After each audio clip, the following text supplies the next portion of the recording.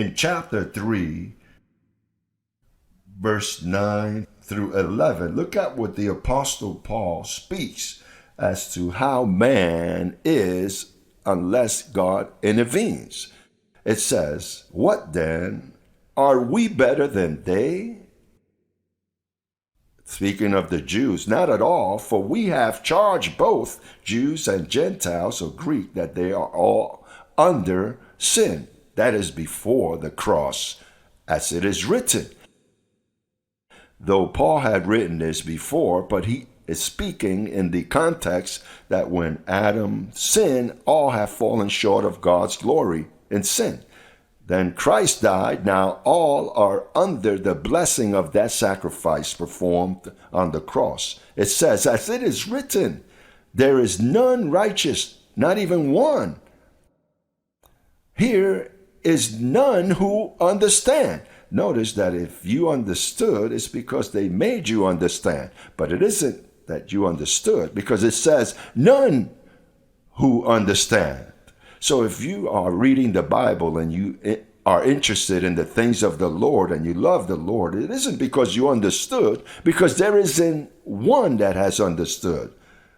It says there is none who seek after God.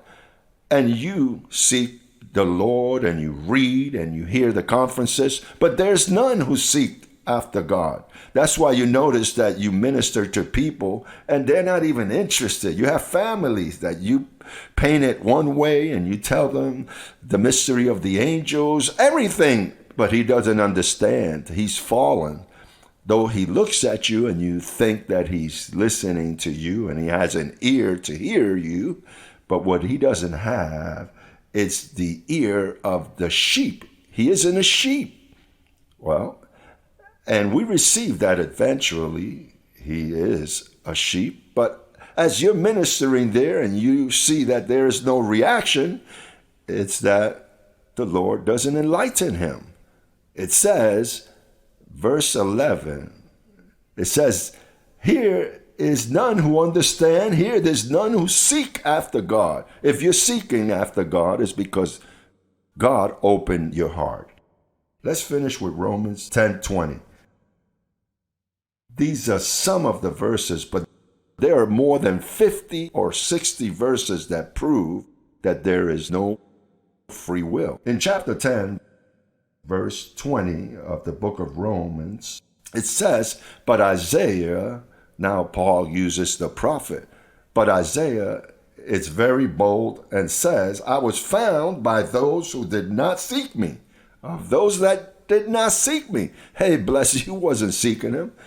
He sought you. I was made manifest to those that did not ask of me. Well, how are you going to seek him and ask for him if you are fallen? The human race is fallen unless God intervenes. That's why free will is the greatest curse a church can have. If you visiting a church, you ask the pastor, do you believe in free will? Yes, I believe in free will. Man, you need to run out of that place, because that is the curse. That is the ingot or gold bar buried in this ground.